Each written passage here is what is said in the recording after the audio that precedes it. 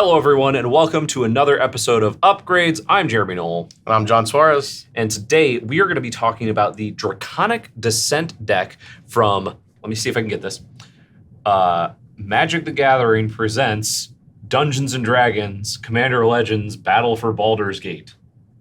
That sounds about right. Something like that. But yes, it's the Commander Legends Close. Battle for Baldur's Gate pre-con decks. So the Draconic Dissent deck was actually the deck that we at Commander Versus got to preview the full deck for and reveal everything for. And I know going into it and seeing some people in the comments say that they were expecting a lot more dragons. The deck is called Draconic Dissent, so they were expecting it to be way more dragon focused. When it was presented to us, it was presented as the Goad deck. Yeah, and more Dissent. Yeah, more Dissent. And we knew that we wanted to troll John by taking the Goad deck. So fun. That. But yeah, so going through this deck really quick, just breaking down some stuff. There are 28 creatures in it. 13 of those are dragons, so it does have a decent amount of dragons for the amount of creatures in it. Yeah, just about half of the creatures. Yeah, you probably want more if you want it to be a dragon deck. 3 instants, 7 sorceries, 11 artifacts, and 10 enchantments, plus 2 planeswalkers. So it's really heavy on artifacts and enchantments, a lot more than I suspected it would be when we were first talking about it. And 38 lands, right around where you want to be, 37, 38, depending on who you are. This one also does have Temple of the False God in it, I believe. Okay, so it has 37 and a half lands. It has 37 and a half lands, Got it. yes. Yeah. So one that may or may not work depending on how many other lands you have on the battlefield. So, but yeah, it does have Temple of the False God. So, just going over a few things, wanted to touch on that there are a couple of good reprints in this deck. We do have Curse of Opulence. I kept saying Curse of Verbosity, but mix that up. That's the blue one. Curse of Opulence gold one. Is the red one that makes gold tokens. Yes. Before this, I think it was somewhere in the like $14 range, and now with this reprint, it's gone down a little bit. It's like $8 as of the filming.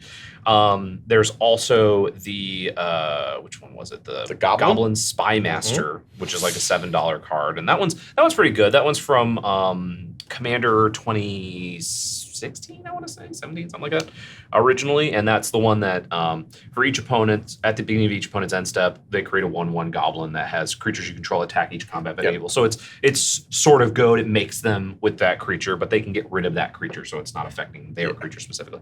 It also has the partner commanders, Rowan and Will, which is actually pretty neat. Nice seeing that. There are alternative commanders in here that aren't the actual like alternative commanders that you have for Crag, you have Will and Rowan, and then you have the creature in the background. Yeah, correct. Yeah, so each of these decks has the main commander from the deck and then a creature in background combo, and this is I think the only one that actually has, I think so, that you can actually take like another partner in Will and Rowan, which is actually kind of neat. So but yeah, so let's go through a couple of things in here real quick. A couple of new cards. We talked about Fur Crag, Cunning Instigator, 3/3, 3 blue-red, Flying Haste Dragon. Whenever one or more dragons you control attack an opponent, go target creature that player controls. So it's just attack, it's not deals damage. Whenever a creature deals combat damage to one of your opponents, if that creature had to attack this combat, you put a +1/+1 counter on Fur Crag, Cunning Instigator, and you draw a card. So that's where we kind of get our goad, coming in. So why don't you go over the other creature and the background? These are sure. Cool. So I have Baldur. This is the Entertainer. It's an elf shaman, which I don't like. Don't like red elf shaman. Bothers me. Don't like the mono red elf shaman, but I do like the card a lot. 2/5 for 5. Creatures your opponents control with power less than him are less than its power are goaded. So it's a static goad effect. As long as your creatures have less power, goad. Yeah, because there is the thing where if you goad someone else's creatures, like just goad all of them, if they play more creatures, they aren't goaded. Even this if one they is have just like haste haste or whatever. Yep. Yeah, they can attack you. Yes. And whenever a goaded attacking or blocking creature dies, you create a treasure token, and then it allows you to choose a background. And in this deck, you choose Clan Crafter, which is a colorless and a blue legendary enchantment background, and it says commander creatures you own have pay 2, sacrifice an artifact, put a +1/+1 counter on this creature, and draw a card, which is awesome with Baldur, because then you just keep pumping its power, and then all the other creatures are going to be goaded. You just use those treasures that you're going to generate and make a giant elf shaman that goads everything. Yeah. So there's a couple other new cards that we want to touch on. We did talk about these in our reveal video, but Astral Dragon is really sweet. Yeah, it's cute. I'm not as big a fan of it as some people because it's a lot of mana. It is, but it is a very unique effect. Creating 2/3/3 copies of something that don't have to be a creature is pretty sweet. Yeah, it is an 8 mana, so just out of range of my Maelstrom Wanderer deck. Yeah, can't do that. We do have the Bothersome Closet. Yeah, that kitten in the corner just gets me every time. Loot Dispute. The new one, Spectacular Showdown, which is the Overload card from the deck, which I think that one's going to be pretty sweet. That card's going to kill people for sure. That's going to be real good. Put a double strike counter on target creature, then goad each creature that has had a double strike counter on it. Put on it this way, and then you can overload for 4 red. Yeah. So I think the Angler Turtle is it's expensive, but it's also one of those that you don't see that very often outside of like just mono red, I think. Yeah, creatures your opponents control attack each combat if able. It is an interesting card for sure. I got to play with it. Yeah. It's more powerful than I anticipated. Yeah. Because it's a giant creature. They can't deal with it. It has hexproof. It's 5/7 hexproof. It can block everything. It can't be killed. Yeah, it just wreaks havoc. Sits in there. So there are a couple different ways that you can go with this deck. You can either try and make it into a Dragons deck, more of a dedicated Dragons deck. You can go with a Goad theme. You can also just like make it more into a blue-red artifact enchantment, deck if you really want to. But we went through it a couple of different ways. One with the dragon, and one with more of the Goad theme and the like forced combat sort of. So just going through some cards that we would suggest to add. The first one, I think, the first two really they're the same. Yeah, they're basically the same. Is Dragon Lord's Servant and Dragon Speaker Shaman. So these are two different cards from various points in Magic's history. You can find both of them in the AFR commander decks, I believe. Dragon Lord's Servant is 1 and a red for a 1/3. Dragon spells you cast cost 1 less to cast. Dragon Speaker Shaman is 1 red for a 2/2 that makes dragon spells cost 2 less. So, notably, neither of them are dragons. Neither are dragons. Both shamans, but they are very cheap cards. Both you can find under $1. So. Now, I do like Dragon Tempest as an additional option. That card's great. Gives all your dragons, specifically, whenever a creature with flying enters the battlefield under your control, it gains haste. So only real dragons will gain haste from that card. And whenever a dragon enters the battlefield under your control, it deals X damage to target creature, player, where X is the number of dragons you control. Suarez is so angry about the fact that Dragonborn don't fly. They're not dragons. They're lizards. They're creatures in the set that lizards, snakes, whatever they are. If they don't fly, it's not a dragon. Dragon Tempest is a little bit more pricey. That is about a $5 card, though. Which is impressive considering it got reprinted at an uncommon. Yeah. Card from the new set, Loshan Dragon's Legacy, is a 3 red-blue 4/2 Dragon Shaman, legendary creature. Flying, whenever you cast an adventure spell or dragon spell, Loshan Dragon's Legacy deals damage equal to that spell's mana value to any target that isn't a commander. So that's kind of an interesting little caveat there. It is very weird. Yeah, it's a little weird. But your dragons are usually going to be, pretty high cost, so you're just going to be able to 6, 7, 8 somebody right in the face, take care of their biggest non-commander threat pretty easily. So. Yep, and speaking of dragons, Jeremy, you have a nice little list of dragons here. I'll take the peasant dragon. All right, I'll take the peasant. Okay, one. so I went through a couple different ones. So first, let's just get through this So dragons is a very popular tribe in Magic. So there are several that have only had 1 or 2 printings. And they are really popular. They're mythics or they're rares. Their mythics is a big portion of this. That's a big portion of it. And they're expensive. So I wanted to go through, hey, if you want to upgrade this and actually are okay with spending a little bit of extra money on it, there's obviously these kinds of cards that are in there. So, for example, things like Utvara Hellkite, Goldspan Dragon, and Balefire Dragon are all over $10, with Goldspan and Balefire being very close to $30 at the moment. And Goldspan was only printed once. It saw a lot of standard play. And Balefire Dragon has been printed at least twice, a couple times, at least Innistrad and Ultimate Masters printing. Yeah, so it's got a couple printings in it. Still expensive. It's still an expensive card. Yeah. So Jargons, they're expensive. Yeah. So there are options like that where if you're willing to put a little bit of money into it, you can get these really awesome, big, splashy dragon spells. However, if you want to, spend a little less, if you want to upgrade on a budget, there are some options. Yeah. Skyline Despot. 7 mana, 5/5 flying dragon. Now I do like that you become the Monarch when it enters battlefield. Yeah.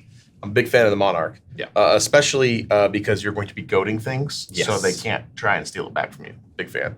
And at the beginning of your upkeep, if you're in the Monarch, you create a 5/5 dragon creature token with flying. And you're goading their stuff by, by attacking with dragons. Yep. So yeah. Yep. And then you have some other really cheap options. You can do things like Dragon Whelp, which has been around since forever. Yeah. 4 mana flying 2/3 dragon that you can pump a couple of times. I think you pump it 4 times. 4 more and times, then you have to sacrifice it if you do that. At the beginning of the next end step, you can play things like Opportunistic Dragon. 4 mana, 4/3 flying. When it enters the battlefield, choose human or artifact. Choose target human or artifact an opponent controls. And for as long as this is on the battlefield, you gain control of it and loses all abilities. It can't attack or block, so it just kind of steals it and locks it up. Locks it up for a little while. Yeah.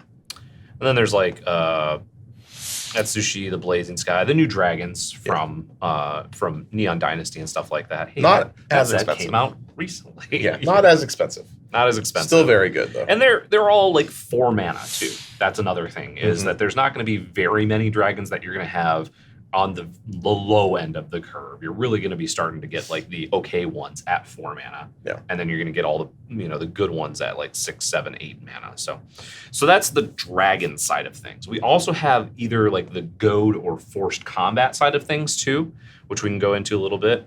Speaking of, Neon Dynasty and the Neon Dynasty Commander decks, there was Kumano Battle Armor, which is the reconfigure equipment. It's a 2/2 for 2 and a red. Equipment dog, menace. Equipped creature gets +2/+2 and has menace. And then whenever it or equipped creature deals combat damage to a player, goad each creature that player controls. Yep. It's not in this deck. Just came out, recently. So pretty easy pickup to grab and just put right in here. And it's 50 cents, I think. Yeah. It's like half. Yeah. And then you had Life of the Party. 4 mana, 0/1, first strike, trample, haste. One of the attacks gets +X/+O, where X is the number of creatures you control. And whenever it enters the battlefield, if it's not a token, each opponent creates a token that's a copy of it. Those creatures are goaded. Those tokens are goaded for the rest of the game. So as long as those creatures are there, they're going to be swinging at someone other than you. This is one of those like nice little, not really metagame, but like somebody comes in with a tokens deck, you're just, here you go. Now you're going to have like a 15 power creature that has to attack somebody else and has trample and first strike. So doing pretty well. Varchild, Betrayer of Keljor is another good one. It's a 2 and a red for a 3/3. Whenever it deals combat damage to a player, that player creates that many 1/1 red survivor creature tokens, and then survivors your opponent's control can't block, and they can't attack you or a planeswalker you control. And then whenever Varchild leaves the battlefield, gain control of all survivors. So this is like pre-goad. This was like C8. If you really have, if you just really want to use Fear Steven tokens, if you want to use the Steven you got tokens. one. You got one way. What else we got? We have Frontier Warmonger, just another one of those 4 mana, 4/4. Whenever one or more creatures in it attack one of your opponents or planeswalkers they control, those creatures gain menace, so you're incentivizing people to attack. Or if you've goaded them, you're making sure that their goaded creatures can't be blocked in a certain way. Yeah. This is one of the ones that I was surprised isn't in here, because this was only from a little bit ago. It was Commander 2020. And it's inexpensive. It's only like a 50-cent card or a 25-cent card or something like that. And it's just got a really good ability if you're going to be goading other people's creatures. So the next one is, so in the deck, there are a couple of different instants that are pretty good for trying to get other people's creatures. There's Domineering Will and Reigns of Power. However, one that's not on this list, but I still like, is Illusionists Gambit. And this is from quite a while ago. I think this is from 2013 or 2011, one of the original Commander decks. Instant, 2 blue. You cast it only during the declare blocker step on an opponent's turn. Remove all attacking creatures from combat, untap them. After this phase, there's an additional combat phase. Each of those creatures attacks that combat fable. They can't attack you or a planeswalker you control. So in case you're not quite getting the goad to go off, and like somebody's killing your commander, you're not really drawing, all the cards that actually make things goad, and they want to attack you before that happens. This is another way to just be like, wait, no. Instead of attacking me with all those, we're going to go back, we're going to rewind the clock, we're going to let you attack somebody else with all those. Big fan. Mm-hmm. And then you have the way to just flat out stop them from attacking. Yeah. So Authorize, 4-mana instant, return all attacking creatures to the owner's hands. So maybe you've been able to goad them for the turn, but you know things are going to get bad soon after that. Yeah. So you have Authorize here to buy you either the turn where they attack you, or if they just have a bunch of expensive stuff and they're attacking somebody and you know they're going to attack because they're goaded, you can go ahead and just wipe their board. Yeah. Or it's down to the wire. It's just you two left. Yep. Then you can protect yourself. You can protect yourself, and all their stuff is still goaded for from having your alternate commander or something like that. The last one that I think we would suggest to add in is, this is just a fun one, Assault Suit. Big fan of this card. I like this card a lot. It's just a 4-mana equipment. The equipped creature gets +2/+2, has haste, can't attack you or a planeswalker you control, and can't be sacrificed, which is a big part of it. At the beginning of each opponent's upkeep, you may have that player gain control of equipped creature until end of turn. If you do, untap it. Yep. I think this was from Conspiracy originally, right? When we were doing that set. Yeah. Yeah. So that was a fun one. It's just a really neat one. I mean, like, you got Bloodthirsty Blade already in this, but like Assault Suit is just such a fun little card that I think it needs to see a little bit more play. So. Yeah, so that's the cards that we would suggest to add in. Instead of going through and suggesting a card for each of these, to come out, since we went through like a couple different versions of the deck, just a few cards that we would suggest maybe taking out. One that I know there's going to be one of the other videos where we talk about another spell very similar to this. That's Ether Gale. 3 blue sorcery. It returns 6 target non-land permanents to their owner's hands. Not about it. Not up to. Not up to. Exactly 6. It has to be 6. Yep. Don't like it. That's just... It can be really good. It can be. But in case somebody like sacrifices a thing, or then it just fizzles. You're just kind of out of luck. You won't fizzle. You'll still get everything else, but it's still just... Oh, yeah. No. You just need to have 6 targets. But you have to have 6 targets. That's the thing. Yeah, you have to have 6 targets. And it needs to be 6 relevant targets, right? You're not just trying to bounce like a 2-drop just to make it work. Yeah, it's not really great. You're not balancing somebody's Soul Ring just because, exactly. I mean, you will, but that's the point of the card. It's not good. It feels not great. Yep.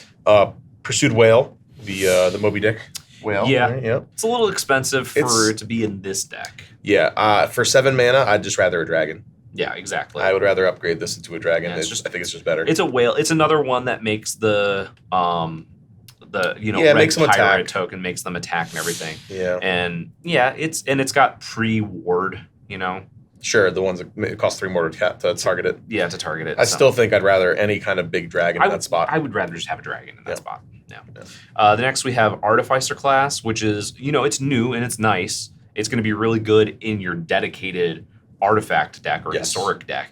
This one, even though it does have 21 artifacts and enchantments between, it just not quite where you want to be with the deck. This card's probably going to be one of the best cards out of this deck, just not in this deck. Yeah. And the last card we were going to take out, which I still really like this card, but I understand why you would want to remove it. It's the Crow and War. This is just the saga from, I guess it got reprinted in this set, in this deck, right? Yeah. So makes sense because you gain control of target creature as long as a Crow and War remains on the battlefield, and then you make all your opponents attack the next turn on chapter 2, right? So it's like it's pretty good, especially if you're in the goad version of things. But if you're going to go with the dragon version of things, it's just a kind of okay. You want to, you really want to be getting those dragons out, so you probably want more like mana ramp and stuff like that than something like this. So but yeah, that's what we are looking to add to and take out of the Draconic Dissent deck here for Commander Legends Battles for Baldur's Gate. Let us know what cards you would add to the deck in the comments below. Make sure to also like, share, subscribe, binge, and hit that bell to get notified of all of our new content. For Jonathan Suarez, I'm Jeremy Knoll. Thank you so much for watching.